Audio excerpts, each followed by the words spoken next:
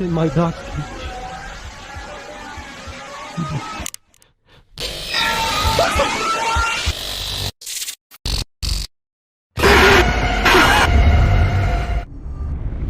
Setiap negara tentu mempunyai hal-hal berbau mistis dengan sosok makhluk halus yang berbeda-beda.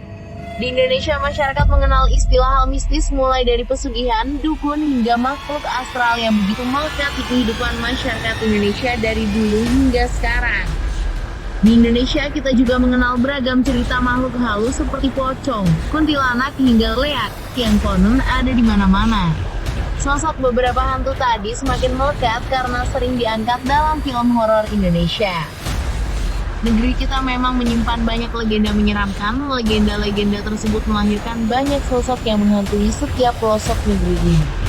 Dari sekian banyak cerita dan semua legenda mistis di tanah air, hantu Indonesia mana yang menurutmu paling menakutkan? Nah, dari sekian banyak makhluk halus yang bergentayangan, berikut adalah hantu Indonesia terseram dan membahayakan, versi Misteri Channel. Mari kita mulai dengan hantu yang paling populer dulu. Ia adalah pocong, sesosok mayat berkafan yang sekilas nampak seperti guling. Salah satu kisah yang beredar menyebutkan bahwa pocong berasal dari jasad orang meninggal yang lupa dibuka tali pocongnya saat penguburan. Alhasil, sebagai bentuk protes, ia pun menghantui orang-orang di sekitarnya. Salah satu keunikan dari hantu ini adalah cara berjalannya yang melompat-lompat. Untuk penggambaran wajah ada banyak versi. Ada yang menyebut bahwa pocong berwajah rata, hitam, atau bahkan tak memiliki mata. Kamu pasti juga tak asing dengan hantu yang satu ini. Sundel bolong adalah sosok perempuan yang digambarkan memiliki lubang di punggungnya. Cerita ini diadaptasi dari negara tetangga yaitu Malaysia. Namun bagaimana bisa ia bernasib seperti itu? Konon katanya, sebelum mati ia sedang hamil. Kemudian ada laki-laki tak bertanggung jawab yang memerkosanya hingga mati. Sedangkan perempuan tersebut akhirnya menjadi sundel bolong yang gentayangan untuk membalaskan dendamnya. Seakan belum cukup seram, masyarakat juga percaya bahwa punggung hantu ini dipenuhi oleh belatung. Siapa yang tak takut melihat sosok kuntilanak? Hantu perempuan ini digambarkan bergaun putih, berambut panjang, dan punya mata yang merah. Menurut kepercayaan masyarakat, kuntilanak suka mengganggu anak kecil dan perempuan hamil. Apa alasan dibalik obsesi tersebut? Konon katanya kuntilanak meninggal saat ia melahirkan. Apakah kamu pernah mendengar nama Kuyang sebelumnya? Beberapa bulan lalu, ia sempat menjadi pembicaraan masyarakat karena makhluk ini berasal dari Kalimantan Timur, calon ibu kota baru kita. Hantu ini digambarkan sebagai perempuan dengan rambut panjang tanpa badan. Ia hanya memiliki kepala dan organ dalam.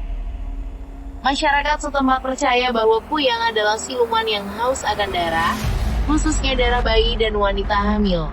Ini karena keduanya bersih dari niat-niat jahat. Kenapa ia bisa jadi seperti itu? Menurut kisah yang beredar, Kuyang sebenarnya adalah manusia yang ingin menguasai ilmu hitam. Untuk melakukannya, ada harga yang harus dibayar, yaitu dengan lepas dari sosok manusianya saat malam tiba. Semakin banyak darah yang disantap, semakin tinggi pula ilmu mereka. Kepercayaan akan hantu ini banyak beredar di wilayah Bali dan sekitarnya. Leak diyakini sebagai penyihir jahat.